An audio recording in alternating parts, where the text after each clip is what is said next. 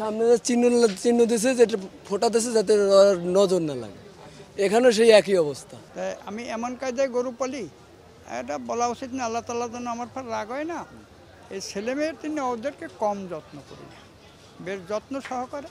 সে পরও ওর খাদ্য আমি অনেক সময় যদি ও একটু খাওয়ানোর ডিস্টার্ব মনে করে, আমি নিজে মুখে দিয়ে দেখি যে কী কারণ ও খায় না কেন।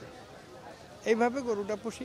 3 বার ওর কাছে যাব, রাত্রে সকালে যাব, ঘর দুয়ার ধুয়ে ওরে খাওয়ান লাওয়ান দিয়া, আবার দুপুরে, আর একদম রাত 11টার সময়। ওই সময় খাওয়ান না দিলেও তার পরিষ্কার করে দিই, মানে পরিষ্কার পরিচ্ছন্নতা রাখি, খুব পরিশ্রম করি।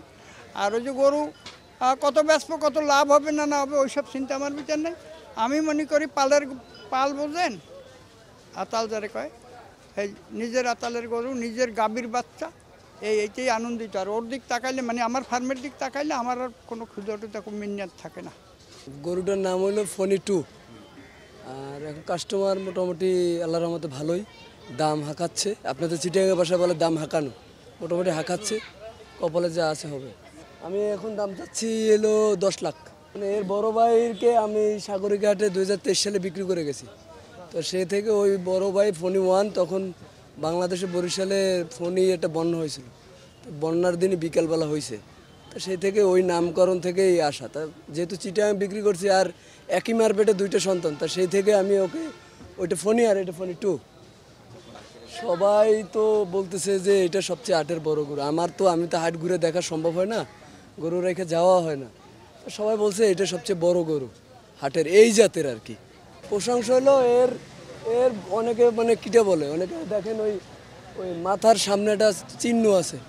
এই চিহ্নটা হলো আমাদের ছোটোবেলা দেখা গেছে বাচ্চা হলে মায়েরা কিন্তু একটা কালার টিপ দিয়ে দেয় যাতে নজর না লাগে। আমাদের বাড়িতে বসে ধরেন প্রতিদিন থেকে আশপাশে বিভিন্ন দেশের লোকেরা আসতো গ্রাম থেকে, আসার পরে ওরে বাবা রে এত বড় এই উড়ানিটা, এই গ্রামের যে প্রচলন যে একটা উড়ানি বলে, তা থেকে আমার মা মনে করছেন গরুটাকে উড়ানি হইতেছে, দাঁড়া তোর ওই সামনে যে চিহ্ন দিছে, যেটা ফোটা দিছে যাতে ওর নজর না লাগে, এখানেও সেই একই অবস্থা। কষ্ট আসলে সত্যি কথা, আমরা তো খামারি না, গৃহস্থে। আমার বাবা আমার জন্ম থেকেই 25 বছর 30 বছর বয়স, 25 বছর থেকে আমি চেনা জানি। এ থেকে আমার বাবা খুব লালন, গরুর প্রতি সে খুব সেন্সিটিভ। গরুটা আর এমনি রাশি ভালো, এবং পালার এইটা বোঝে।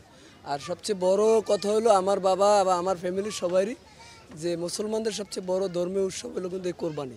কোরবানি হলো জানেরটা বড়। তো এই জানকে যদি আপনি অসৎভাবে ব্যবহারটা করেন, দেখা যাচ্ছে আমি এটারে মোটা তাজার ক্ষেত্রে বিভিন্ন প্রক্রিয়া আছে, মেডিসিন জাতীয় বিভিন্ন খাবার আছে, যেগুলো ব্যবহার করলে এর বডি স্ট্রাকচার আরও বাড়তো। 3 বছরে যদি আমি খাওয়াইতাম সুন্দর মতো, বডি স্ট্রাকচার বাড়তো। আর এত বড় গরু তো দেখেন মুগ্ধ বাতাসে বসে রয়েছে, কিন্তু কোনো ফ্যানের ব্যবস্থা নেই। কিন্তু আমি চাই যে আমার বাবা বা আমার ফ্যামিলি সবাই চাই যে কোরবানির যার কপালে এটা লেখা থাকুক আমার গরু, সে জানি সুন্দরভাবে গরু গোস্ত খায়। গরু গোস্ত খাওয়ার জন্য যারা স্মিসিং দেবে, তারা জানি খাইয়ে, অনেকে গোস্ত খেলে অসুস্থ হয়ে পড়ে, মেডিসিন যদি থাকলে অসুস্থ হয়ে যায়। তো সেই ক্ষেত্রে আমরা এই বিষয়টা খুব সেন্সিটিভ।